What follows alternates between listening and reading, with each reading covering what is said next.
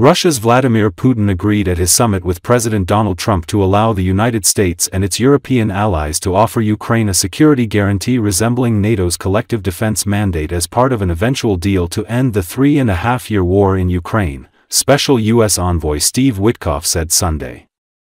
According to Associated Press Article 5, at the heart of the 32-member military alliance, states that an armed attack against one or more of the members shall be considered an attack against all members.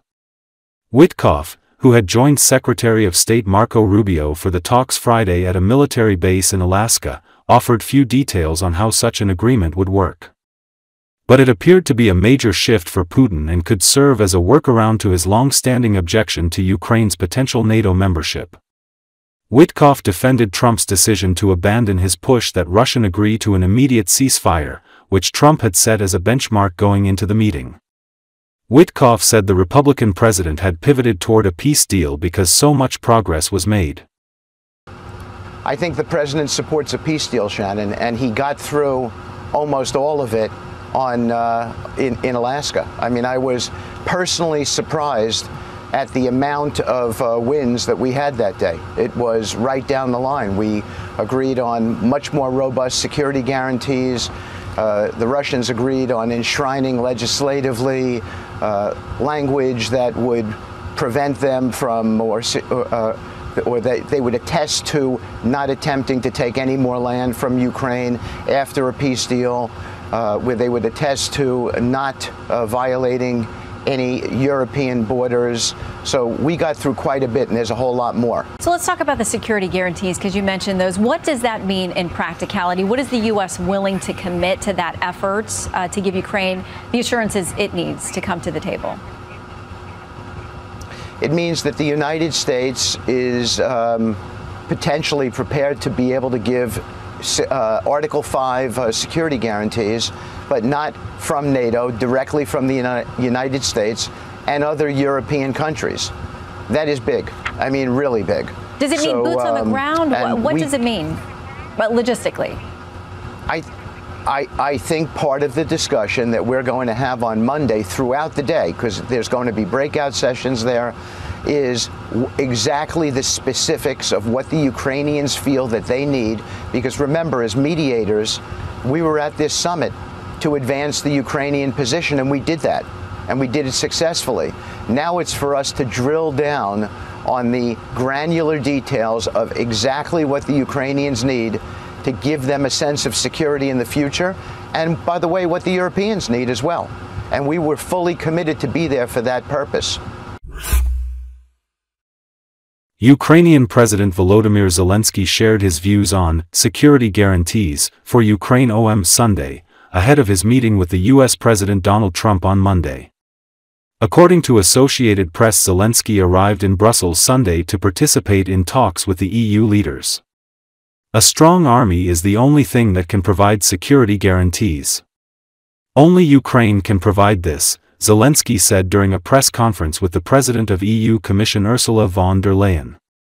I believe that only Europe can provide funding for this army, and weapons for the army can be provided by our domestic production and European production, but there are some things that are in short supply and are only available in the United States of America, he added. This, I believe, are security guarantees. Zelensky reiterated his preference that, given the importance of the territorial issue, it should be discussed only by the leaders of Ukraine and Russia and the trilateral Ukraine, United States, Russia.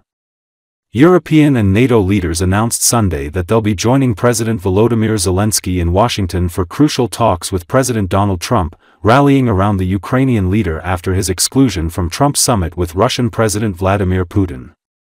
The remarkable move, with one European leader after another announcing that they'll be at Zelensky's side when he travels to the White House on Monday, was an apparent effort to ensure that the meeting goes better than the last one in February, when Trump berated the Ukrainian president in a heated Oval Office encounter.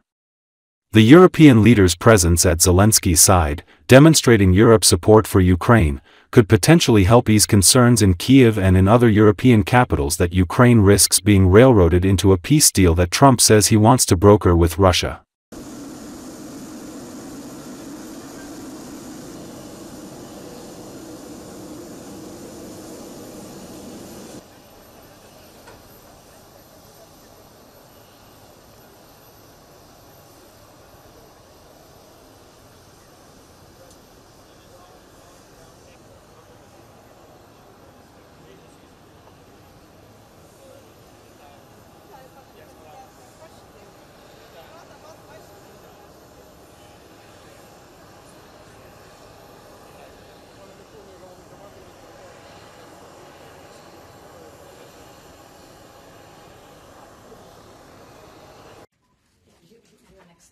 so much.